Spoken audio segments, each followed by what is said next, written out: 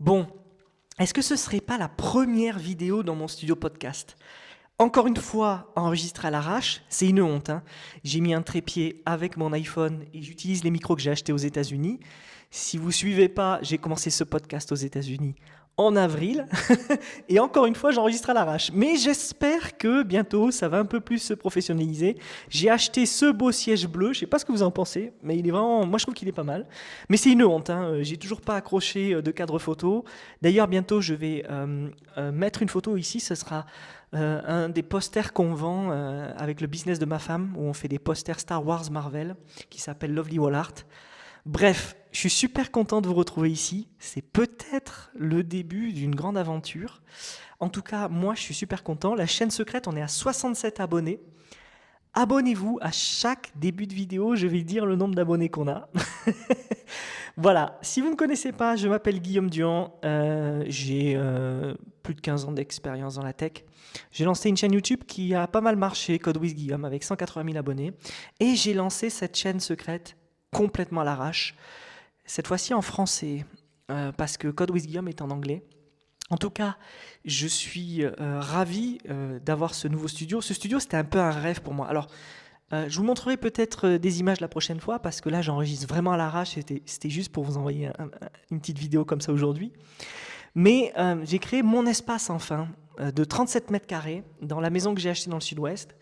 Un espace où je peux travailler, enregistrer mes vidéos, et un espace aussi où je vais pouvoir enregistrer ces podcasts tous les jours. D'ailleurs, je me pose une question. J'ai envie de faire un daily, c'est-à-dire de faire une vidéo tous les jours pendant 365 jours. Ce serait quand même un truc de dingue. Bon, beaucoup de travail. Vous devez vous dire, mais il est fou celui-là. Mais je suis capable de le faire. Dites-moi dans les commentaires, ou envoyez-moi un message sur X ou sur LinkedIn, si vous pensez que ce serait une bonne idée de faire un daily tous les jours ici. Je vous promets, ça ne sera pas enregistré dans ces conditions-là. Je vais essayer d'appeler 2-3 potes dans le son et l'image pour essayer de me faire un meilleur setup, parce que là, c'est quand même abusé. Voilà, en tout cas, moi, je suis très contente de commencer cette année, même s'il y a beaucoup de choses négatives qui arrivent en France, en Europe et tout ça, etc. Moi, je suis quelqu'un d'assez optimiste, et même dans le business, même dans la création d'entreprise, je pense qu'il y a plein de choses à faire. Je pense que l'avenir, il est ouvert aux solopreneurs, aux gens qui lancent des entreprises en ligne. Et c'est pour ça qu'en fait que j'ai lancé un bootcamp pour aider les entrepreneurs. Je vais essayer de ne pas être trop relou là-dessus parce que c'est vrai que j'en parle beaucoup, mais il faut dire que je passe à peu près 5 à 6 heures par jour à travailler et j'ai beaucoup d'appels pour aider des gens à lancer leur entreprise en ligne. Vu que ces 15 dernières années, c'est ce que j'ai fait. J'ai aidé des startups en tant que freelance développeur, puis après chef d'équipe, CTO, appelez ça comme vous voulez, à lancer des projets en ligne. J'ai intervenu sur la partie technique, marketing et tout. Donc en fait, avec le temps, j'ai connu beaucoup d'entrepreneurs et j'ai vu ce qui était bien ou pas bien à faire. Et aujourd'hui, il y a une vraie vague en fait de gens qui ont besoin de se reconvertir, de quitter leur job. On le voit d'ailleurs hein, dans les métiers de restauration, dans les métiers... il y a plein de métiers dans lesquels les gens partent en fait. Et ils veulent se lancer sur Internet, ils veulent avoir quelque chose de beaucoup plus, comment dire, de beaucoup plus simple à gérer tous les jours comme travail, quoi. Ils en ont marre de leur boulot, ils en ont marre des gens avec qui ils travaillent, ils en ont marre de l'ambiance. Et je pense que c'est un feeling général. Et donc, à tort ou à raison, hein, les gens pensent qu'ils peuvent se lancer sur Internet comme ça du jour au lendemain et que ça va fonctionner. Je pense réellement que c'est une erreur pour beaucoup de gens. Je pense que tout le monde n'a pas la volonté d'avoir un business en ligne parce que ça requiert beaucoup de travail, beaucoup de patience. Au début, c'est très lent et puis quand ça pète, ça pète. Mais les gens arrêtent pendant cette période où c'est très lent. Moi-même, j'ai arrêté plein de fois. J'ai lancé plein de business en ligne qui n'ont pas fonctionné. J'en ai très peu qui ont fonctionné en fait, qui m'ont apporté de l'argent. J'ai fait une liste l'autre jour d'ailleurs, j'en ai plus d'une dizaine en fait, qui ont vraiment fonctionné, qui m'ont rapporté pas mal d'argent. Mais après, sur la dizaine, en fait, en comparaison, j'en ai une centaine qui n'a pas fonctionné. Et j'ai beaucoup appris. Et je me suis pris beaucoup de baffes. Et en toute humilité, je pense que peu de gens ont pris autant de baffes que moi. Alors, j'exclus tous les entrepreneurs qui se sont endettés à millions, parce que moi, je ne me suis jamais endetté à millions. Mais j'ai quand même assez d'expérience pour savoir ce qui marche, ce qui ne marche pas. Et c'est pour ça que les gens que j'aide vont assez rapidement se prendre des baffes et assez rapidement réussir en même temps. Bref, voilà. La création de contenu, j'en parle pas beaucoup. Là, je vais essayer d'en parler dans ce petit laps de temps qu'on a ensemble. La création de contenu, moi, ça n'a jamais été un problème pour moi. Encore une fois, en toute humilité. Vous l'avez vu, je crée beaucoup de contenu. Je suis sur les réseaux sociaux, je fais de la vidéo, je fais des cours en ligne. Euh, Ça, c'est un sujet qui est aussi très difficile pour beaucoup de gens. Il y a beaucoup de gens, ils n'arrivent pas à communiquer en ligne. Et pourtant, c'est le meilleur moyen de connecter avec des gens. Et c'est d'ailleurs pour ça que vous me connaissez à travers les vidéos. Communiquer, c'est très compliqué en fait. Il y a des gens qui ont ça naturellement, il y a des gens qui l'ont pas. Mais c'est pas aussi facile que ça. Moi, je vous avoue que là, j'enregistre un petit peu à l'arrache et je vous parle comme si vous étiez mon ami en face de moi, en toute honnêteté, sans bullshit. Sur Internet, la plupart du temps, il faut faire beaucoup de bullshit, malheureusement, pour réussir. Il faut faire des landing pages, il faut envoyer des messages qui envoient des messages à des gens qui envoient un message aux gens en général pour leur dire ce qu'ils attendent, quoi. Et ça, c'est quelque chose qu'il faut assumer. C'est-à-dire, il faut assumer que des fois, notre offre, elle dépasse en fait la qualité du livrable, entre guillemets. C'est horrible à dire, c'est terrible, mais malheureusement, il faut le faire. Même si le service ou le produit que vous allez livrer par la suite sera à la hauteur.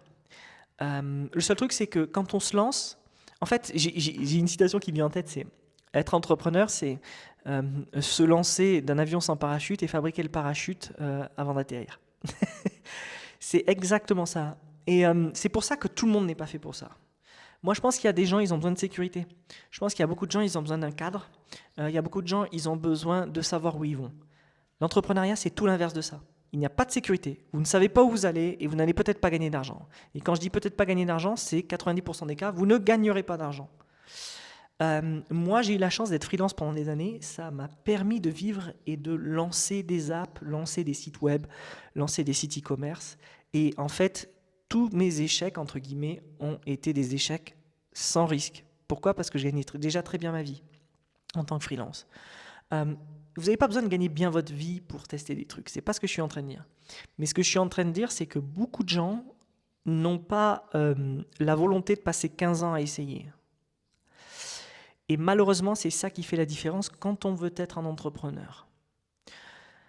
Un autre cas dont je veux parler, c'est que vous n'êtes pas obligé de vous lancer à temps plein, vous pouvez vous lancer à mi-temps. Et ça, c'est quelque chose d'hyper important à savoir, c'est que beaucoup d'entrepreneurs qui ont fonctionné, ou qui fonctionnent encore, qui ont des business qui leur apportent de l'argent, sont des gens qui ont un travail à côté. Ou soit ils sont à la retraite, pour certains, parce qu'il y a des gens aussi qui ont 50, 60 ans, que j'ai interviewé pour mon bootcamp. Je crois que le plus vieux de mon bootcamp, il doit avoir une cinquantaine d'années. En majorité, c'est des jeunes, parce qu'effectivement, via les réseaux sociaux, je parle à des jeunes. Mais ce que je veux dire par là, c'est qu'il n'y a pas d'âge, d'une part, et d'autre part, ce sont des gens qui ont fait autre chose avant. C'est assez compliqué de lancer un business quand on n'a rien fait avant. Alors, quand je dis rien fait avant, je ne dis pas qu'il faut attendre 40 ans pour lancer un business, c'est absolument pas le cas, il vaut mieux le lancer à 20 ans, parce qu'à 20 ans, on prend beaucoup moins de risques, et on s'en fout, on peut se retourner, il nous reste 50 ans devant nous. Okay ? Mais ce que je veux dire par là, c'est que c'est quand même bien d'avoir une expertise, ou un goût, ou une passion dans quelque chose, et de l'utiliser pour le transformer en une entreprise. Ça, c'est la meilleure façon de faire. Bon, je m'écarte beaucoup.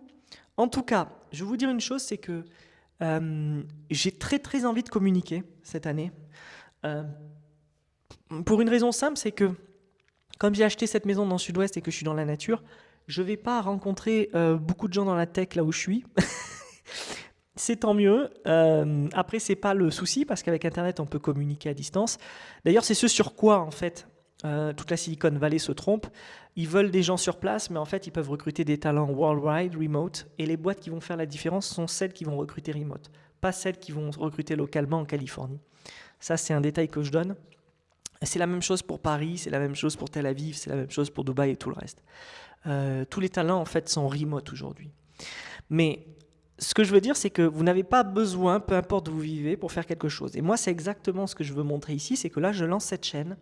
Je m'en fous du nombre d'abonnés, je m'en fous du nombre de vues, de l'argent que ça va me rapporter. Le nombre d'abonnés, quand j'en parle dès le départ de la vidéo, c'est juste pour le fun, comme ça, pour qu'on se donne un objectif, vous et moi, de faire monter le nombre d'abonnés. Mais aussi, surtout, si je fais ça, c'est parce que j'ai envie de délivrer de la connaissance.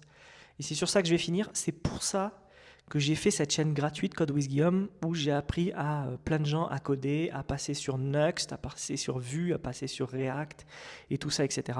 Moi, je vais continuer à faire ça et je vais continuer à faire ça à travers cette chaîne secrète. Bon, c'est marrant parce que peu de gens sauront pourquoi cette chaîne s'appelle la chaîne secrète. Mais vous êtes parmi les premiers, donc vous saurez pourquoi elle s'appelle la chaîne secrète. Voilà. Merci à tous et à bientôt. Peut-être à demain. Dites-moi si vous voulez des daily.